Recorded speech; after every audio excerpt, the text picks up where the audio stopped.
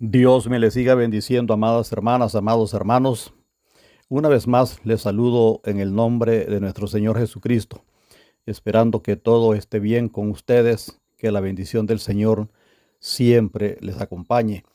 Y les invito a que juntos consideremos un tema bíblico más, y en esta ocasión estaremos viendo: ¿es falso o verdadero el arrebatamiento o traslado de la iglesia? Hablaré un poco sobre este tema bíblico en el que muchos creemos y del que se habla con bastante frecuencia, pero que otros no creen.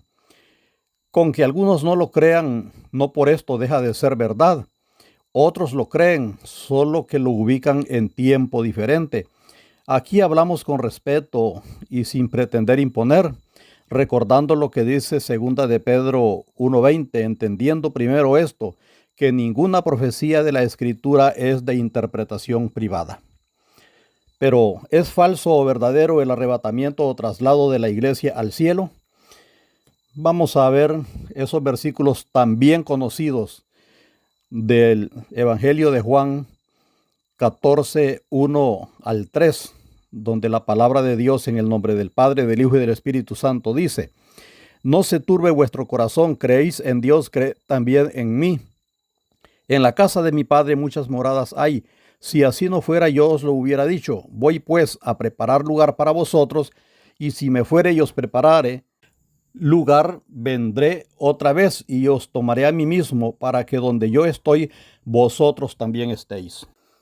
También todos sabemos, por lo que dice Juan, que esto fue dicho por el propio Señor Jesucristo, hablando casualmente que un día los cristianos íbamos a ser tomados de aquí, de la tierra, y llevados con él a ese lugar que prepararía para nosotros.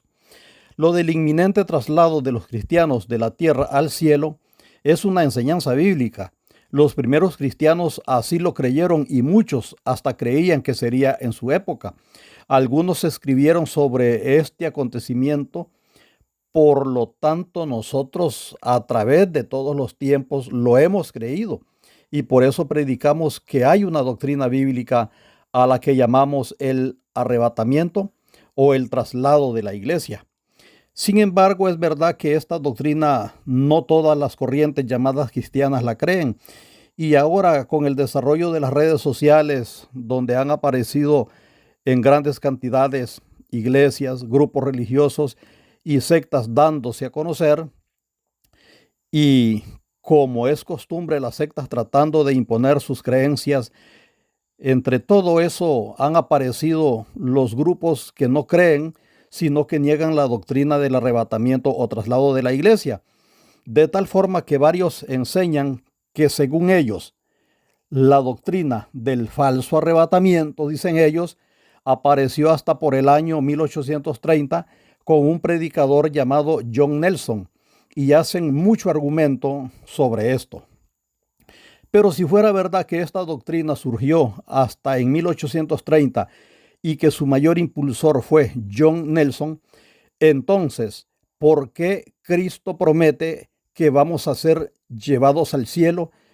¿Y por qué a Pablo le fue revelado, ya que entre los años 55 y 60 predicaba, enseñaba y escribió con detalle sobre esta doctrina? Esto es porque la doctrina del arrebatamiento es bíblica, y John Nelson lo que hizo fue predicarla, pero no fue él quien la inventó. Cristo lo dijo con toda claridad: no se turbe vuestro corazón. Creéis en Dios, creed también en mí. En la casa de mi Padre muchas moradas hay. Si así no fuera, yo os lo hubiera dicho. Voy pues a preparar lugar para vosotros. Y si me fuere y os prepararé lugar, vendré otra vez y os tomaré a mí mismo, para que donde yo estoy, vosotros también estéis. Con eso sería suficiente para creer. Pero resulta que Pablo habla de un misterio, una resurrección y una transformación. Por ejemplo, en primera de Corintios 15, 51 al 52 dice: He aquí os digo un misterio, no todos dormiremos, pero todos seremos transformados. En un momento, en un abrir y cerrar de ojos, a la final trompeta, porque se tocará la trompeta y los muertos serán resucitados incorruptibles, y nosotros seremos transformados. También Pablo mismo aclara cómo será esa transformación y ese traslado. En esta carta, que también en estos tiempos muchos cuestionan que Pablo sea su autor, leemos Primera de Tesalonicenses 4:16 hasta el 18. Porque el Señor mismo con voz de mando, con voz de arcángel y con trompeta de Dios descenderá del cielo, y los muertos en Cristo resucitarán primero. Luego nosotros, los que vivimos, los que hayamos quedado, seremos arrebatados juntamente con ellos en las nubes para recibir al Señor en el aire, y así estaremos siempre con el Señor. Por tanto, alentaos unos a otros con estas palabras. Si no hay traslado, entonces, ¿cómo nos vamos a encontrar con Cristo en el aire? Sería un engaño y grande alentarnos unos a otros con estas palabras si esto fuera mentira, además de que no habría un cimiento para alentarnos. Hay quienes colocan este y otros pasajes del traslado en la segunda venida de Cristo a la tierra y con argumentos forzados tratan de explicarlo, y por cierto muy mal. Juan, como precursor de la iglesia, recibió la invitación para subir al cielo. Eso se llama traslado o arrebatamiento.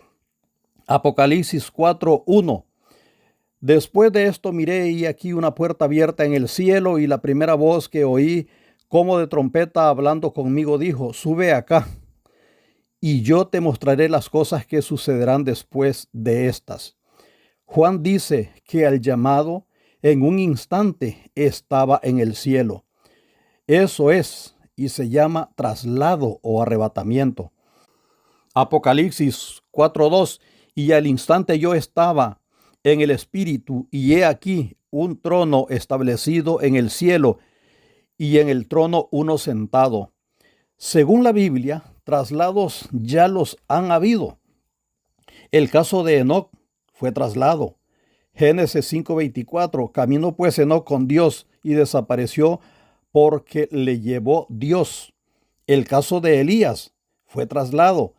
Segundo de Reyes 2:11. Y aconteció que yendo ellos y hablando, he aquí un carro de fuego con caballos de fuego apartó a los dos, y Elías subió al cielo en un torbellino. El caso de Jesús mismo fue traslado.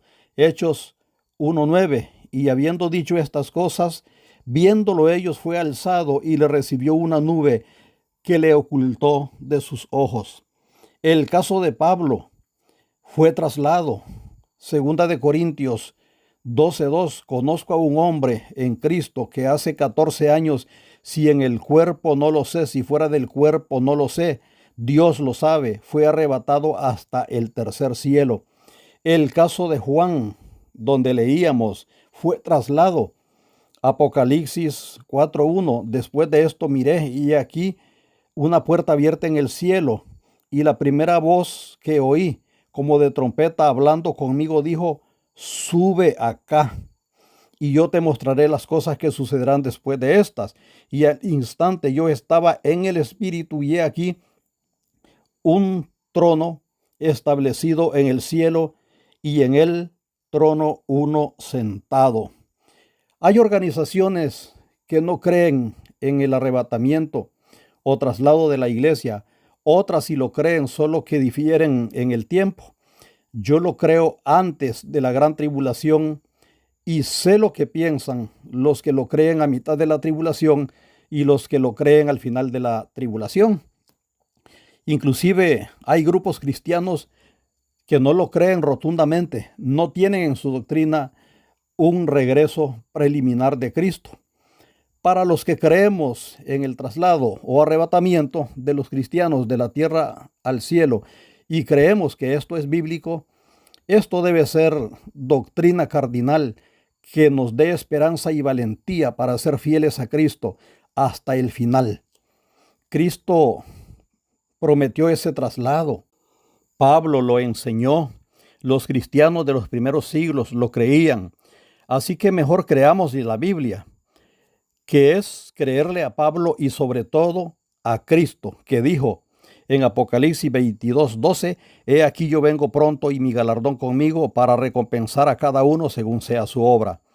Me gustan estos versículos en Hebreos 10:35 al 39 que dicen: no perdáis pues vuestra confianza, que tiene grande galardón, porque os es necesaria la paciencia, para que habiendo hecho la voluntad de Dios obtengáis la promesa, porque aún un poquito y el que ha de venir vendrá y no tardará, mas el justo vivirá por fe, y si retrocediere no agradará a mi alma. Pero nosotros no somos de los que retroceden para perdición, sino de los que tienen fe para preservación del alma. Dios me les siga bendiciendo con ustedes. Ha estado una vez más su amigo y hermano, el pastor Omar Chavarría. Adelante con el Señor siempre.